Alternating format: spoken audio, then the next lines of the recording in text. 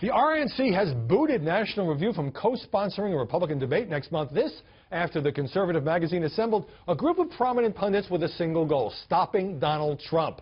Editor Rich Lowry proclaiming that the billionaire may call himself a conservative, but he's not one of them. It's up to conservatives who think that Donald Trump, whatever his virtues are, doesn't truly understand the ideas and principles that make this country great. It's up to those conservatives to stand up and say, no, sorry, we oppose this. So the National Review is a dying paper. It's got the circulation's way down. Not very many people read it anymore. I mean, people don't even think about the National Review. So I guess they want to get a little publicity. Joining us now to talk about our Trump interview and this conservative media war, Mercedes Schlapp, the political strategist, U.S. News columnist, and veteran of the Bush White House. So you saw Trump hitting back against National Review, but it's influential in media circles. Is this National Review campaign against Trump as a menace to the conservative movement? Is that a problem for him? I don't think so necessarily. You have to understand the Trump supporter. The Trump supporter is not a subscriber to the National Review. They are getting their cues from Rush Limbaugh, Sean Hannity, Mark Levin, who are what they would have given basically a fair analysis on Trump. A fair analysis or a more sympathetic analysis? I would say probably both. I mean, they have not gone on the outright attack that we have seen with these very respectful conservative editors that have come out, these thinkers that have come out in this magazine, in the National Review. But if National Review represents, for lack of a better phrase, the intellectual wing of the conservative movement, and perhaps the talk radio people and Breitbart, some of these websites are maybe the more populist or grassroots wing, it still is able to command a lot of media attention for this attack, which was almost planned as a campaign against Trump. It really, I mean, that's the case. But what we're seeing is that there is a disconnect between these conservative thinkers, many of them who live in New York and Washington, D.C., and the rest of America. Now, Phyllis Schlafly came out.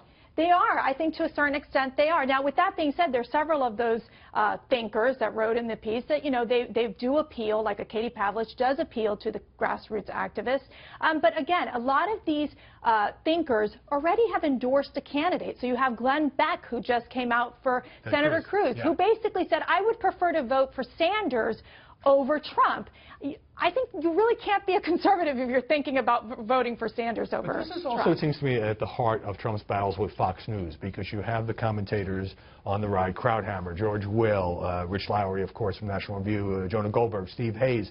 I mean, they have really been tough on Trump. And Trump, when I've asked him about this, he doesn't want to get into an ideological debate with them. He wants to dismiss them as unfair to him, criticize them personally. But you seem to be saying that a lot of people are going to turn out for Donald Trump who don't care about National Review. But hasn't National Review, the William Buckley publication, been the leader of the movement on the right? They're focused on the conservative ideology, incredibly important. But then you have Phyllis Schlafly, who came out and basically said that the National Review is not an authority for conservatism. That's a big deal. So you have within the conservative movement a split.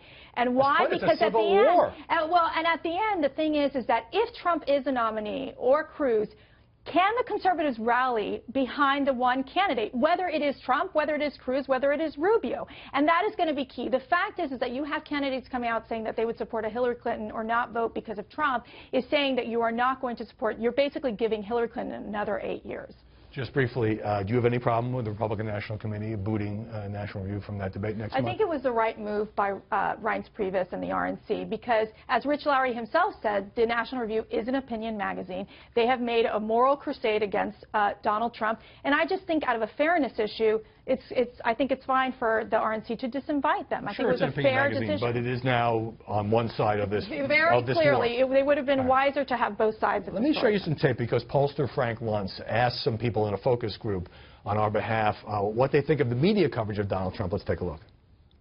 Why haven't they been fair? They've kind of targeted him, they've taken his words, and they've pulled it out of context, which the media is very good for. I think they've been more than fair to him. It's the Donald Trump show all the time, every day. It's 100% fair for the media to abuse you when you're running for the presidency because it gives us a chance to see how you're going to handle it. 100% fair for the media to abuse you. Abuse you. I think abuse is a strong word. I think asking tough questions, absolutely. They should be asking all the candidates tough questions.